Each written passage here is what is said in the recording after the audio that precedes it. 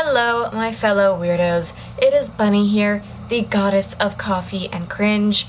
Today, we're just gonna talk about MRKH, okay? Let's just narrow that down. Ignore the background. Part of my desk broke right when I started filming this, so immediately fuck my life. And the only reason you can see the background more is because I wanted to show off this lovely Bob Ross with some trees shirt, and I'm kind of in a bad mood, so let's just hope that that doesn't shine through this video, but it probably fucking will. Alright, today it's kind of fitting that I'm in a bad mood because this is something that kind of pisses me off half the time, and that is living with MRKH. So I'm gonna go over a few things that, I already live with day to day, what people ask me, how I deal with having MRKH, and I'm gonna move this around a little bit, hope you don't mind. Anyway, if I look down, it's because I have written down everything, all that jazz, cool. Now, this is kind of like the annoying part of MRKH, because really, if you have MRKH, the only good thing that comes out of it is no unplanned pregnancies and no period, but even then, is that really a blessing? Like, I understand for some people it's just like, yeah, duh, but for somebody who has MRKH, really, is it really a blessing? So, let's go over the annoying part of having MRKH. So, the first thing that I have written down is, immediately when I tell people this, one of their first questions is, well, do you have a period? Mainly asked by females. And no, I have no period. I have no uterus. So if you have an MRKH, you already know you're either born without a uterus or one that's so tiny that you can't get pregnant and can't have a period. But either way, MRKH women, we don't have periods. Alright, number two, you can't have kids. You can just adopt. Which one, I think everybody, if they're financially stable and want to have children, I think they should adopt at least one kid.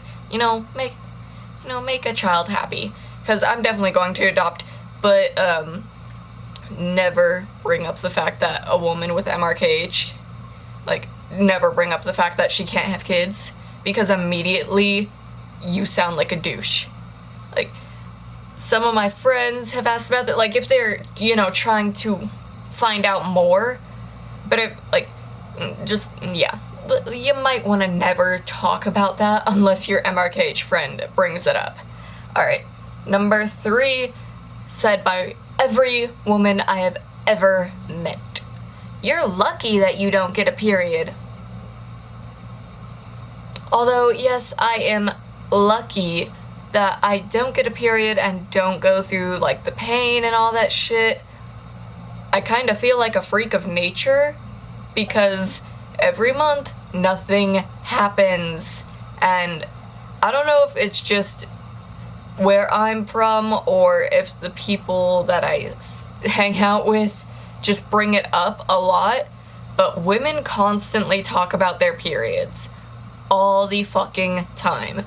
And I'm just sitting there like, yeah, totally know what that's like, definitely, fuck.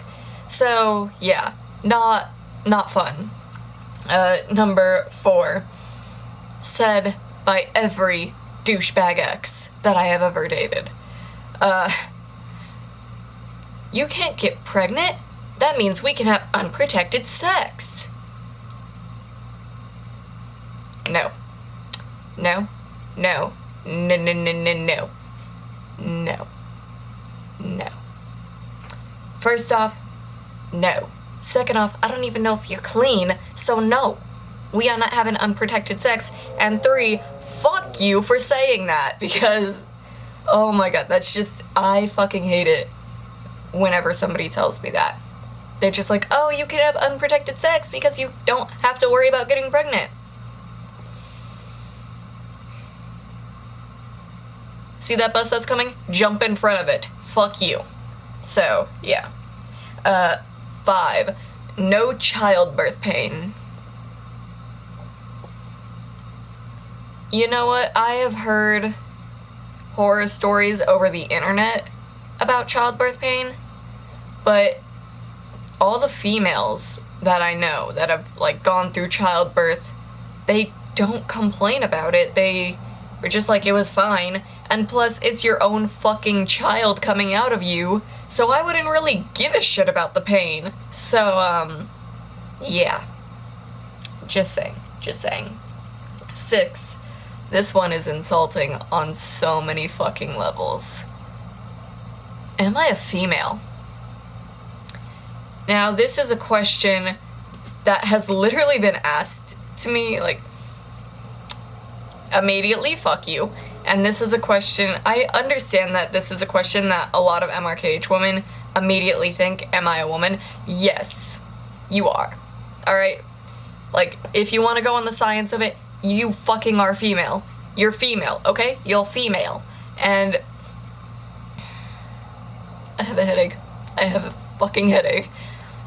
So, it's really annoying and rude and insensitive when this is asked, because it's just like, just because I don't get a period and don't have a uterus does not mean that I am not a female. I am still a female, even if that is a, like, 98% female, I'm still a fucking female. Okay? Alright. Cool. Number 7. This is always asked. Always. Can I have sex?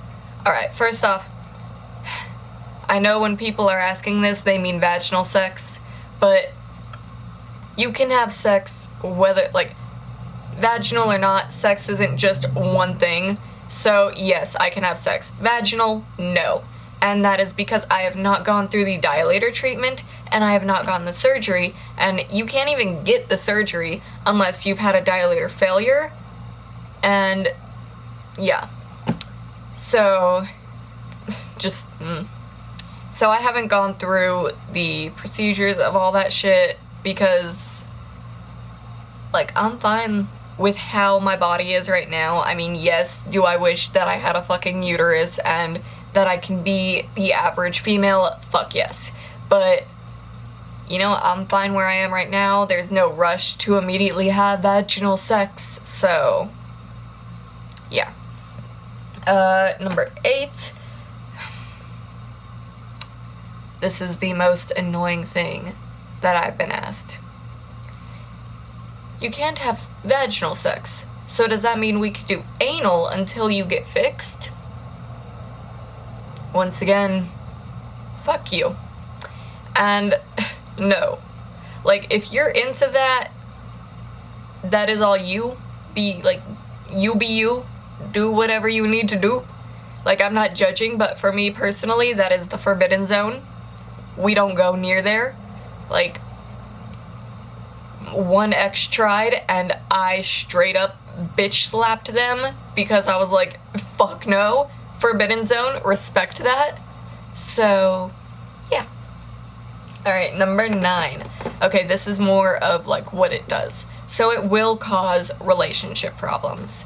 So unless you find somebody who is 100% understanding or who doesn't need to live off of sex,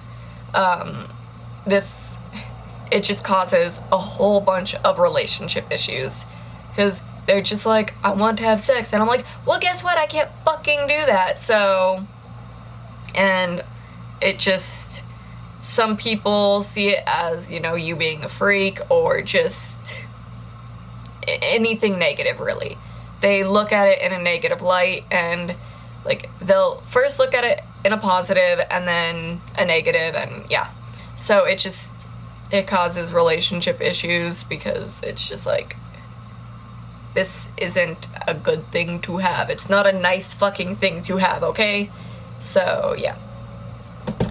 Final thing is, it just, I don't know, with MRKH, I've kind of always felt like a freak of nature. I've kind of felt weird, like, most of the time, I'm just like, yeah, I'm bad bitch, you know, we good. But whenever another female starts talking about, like, being pregnant or having their periods or something along that line. I just feel like I'm left out of my own gender because I don't know any of that. Like, I don't know how it feels. And I don't understand, like, I understand it, like, through, you know, read about it, heard people's other experiences, I understand that, but I don't understand with my own personal experience. So I kind of feel a little disconnected, which, you know, it fucking sucks. So, yeah. And so that's just a few annoying things about MRKH. Now I'm just gonna quickly talk about, you know, my own personal thing with the whole dilator situation. Now, if you haven't really heard about the whole dilator situation, basically, you go to the OBGYN, they do an ultrasound, or at least that was my experience, and then that's when you fully find out. Then you go see a specialist who, you know, they will tell you to get the dilators, or maybe they'll get the dilators for you. I got the dilators, I was not given any, so, yeah, and once you bring back the dilators to your specialist, they will kind of show you where to put it, and you will have to do dilators 2 to 3 times a day. And when you first start out, they're like, do it for like 10-15 minutes and then go up with it, like maybe 25 to 30 or however long you want to do that for. And for me, I did start doing it before, but this, you have to do it every single day, 2 to 3 times a day. The third time is kind of like an optional thing, but at least 2 times a day.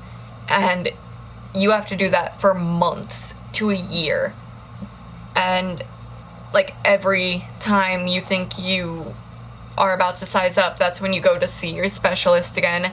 And then you could see if you're allowed to size up, all that shit. And I don't know, it's just, with the whole dilator thing, basically, let's be real, you're doing it so you can feel a little bit more normal and so you can have vaginal sex and all that. You know, I'm not judging, I've tried it, I've wanted to do this, but personally, I'd rather go with the surgery because it's just, when I was doing the dilator treatment, it became more of a thing to do every single day. So it kind of made me be like, okay, well, if I have to do this every day, it kind of takes out the excitement of having vaginal sex, because it's just like, okay, well, I've had to do this every single day, so this is not pleasurable or anything like that. It's complicated unless you have it. If you have it, I'm hoping you might understand what I'm talking about, but it's complicated. And yeah. And the closest place for me to even do the surgery, and that again is with a dilator failure, which this is kind of the most annoying thing about this, is both have a chance of failing. So it could either be a win-win, win-lose, or lose-lose situation. So I could, you know, win with the dilator or not.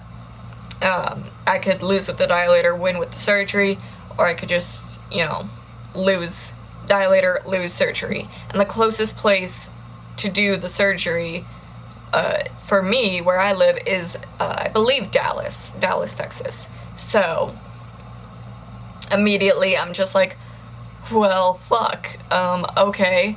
And even then, this is listed as a cosmetic surgery, which means insurance will not pay for it. And immediately I'm just like, that's fucking stupid. I need to pay for something to feel normal. Like, immediately, fuck this. It sucks. Having MRKH sucks. So, like, I don't even know. Like, the only good thing about it is just the not having periods and unexpected pregnancies, and even then, I would rather take both of those than live with this shit any longer. So, yeah. So that was today's video, and I hope you guys enjoyed, learned more. If you want to learn more about MRKH, just let me know. I have done research on this. There's a few things, quite a few things, because this isn't really fully looked into because nobody really understands it. But I did leave a few things out, so if you want me to talk about that more, just let me know, and I will see you all later.